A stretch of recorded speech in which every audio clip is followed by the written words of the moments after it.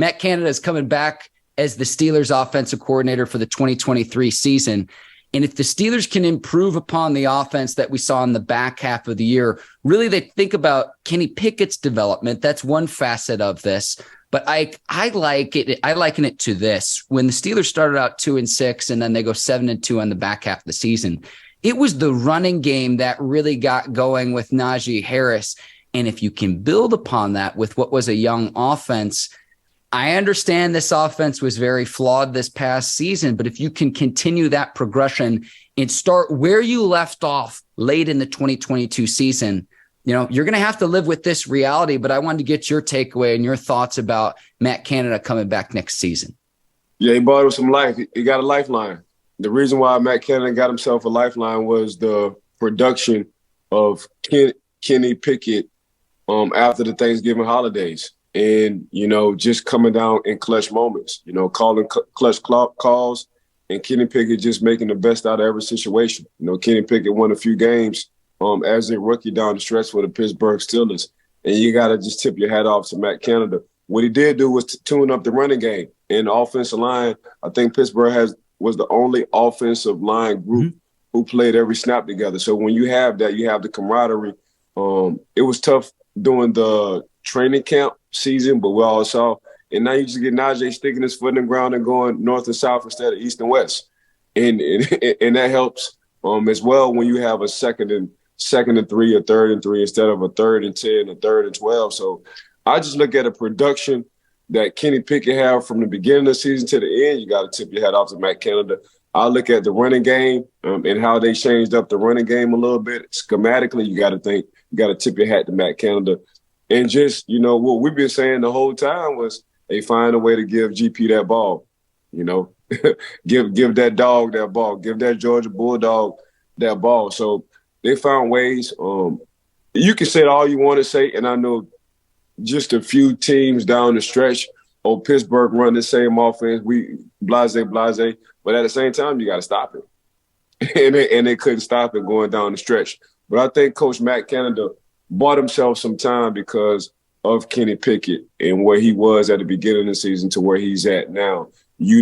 As of now, you have a franchise quarterback in Kenny Pickett. Yeah, let's stick with Pickett for just a second here, Ike. And it was the turnovers early on. And then towards the back half of the season, he understood when he could take his shots and understood, okay, yes, you get frustrated where you see they finished with 12 touchdown passes on the season, but he wasn't turning the ball over. Now, going to the running game, I look at Najee Harris's production. Before the bye week, he was averaging 45 rushing yards per game. After the bye week, that figure at 74. That shows you all the difference you need to know. Jaylen Warren got going into the mix. And then the last 4 games when the Steelers eclipsed 150 yards in each of the last 4 games, that to me would be the recipe going into next season is you need to build upon what you started to build on the back half of this past season. And that needs to be your base for this upcoming season, because if there is a regression, the fear would be that, okay, you're delaying the inevitable with Kenny Pickett's development.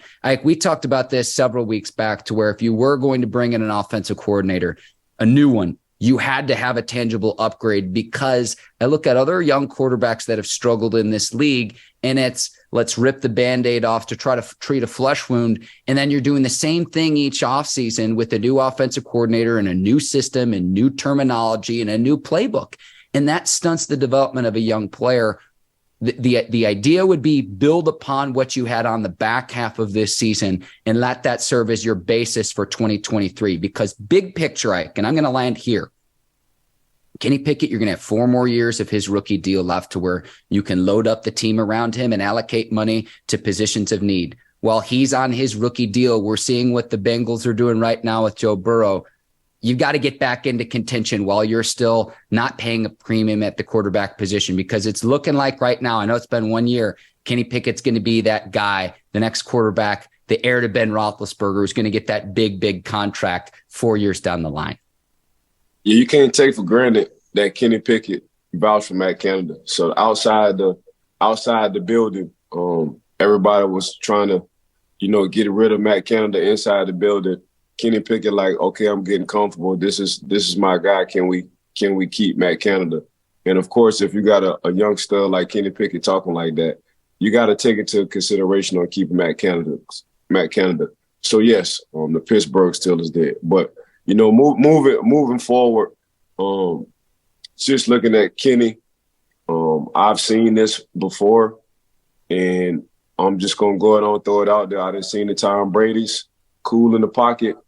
I'm seeing Joe Burrow. I think the world is seeing Joe Burrow as of now. Tom Brady is just sitting in the pocket, confidence sitting in the pocket, and Kenny Pickett. I'm not saying he's on their level, but far as like being clutch, cool, calm, and collective, he have that about him. So Pittsburgh hit when they got Kenny Pickett. I didn't think they know how much they hit, but we can't forget this guy did a hell of a job as a rookie for the Pittsburgh Steelers.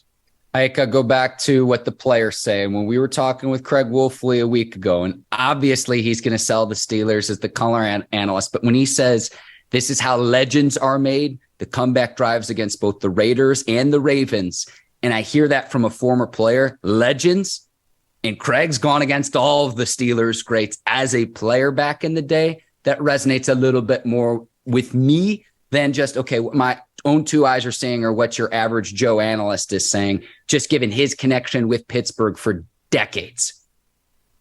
Yeah. As in the words of my son, when he want to keep everything short, because, they abbreviate everything in a text message. Yeah. Sorry, say that again, Ike. Say less. There we go.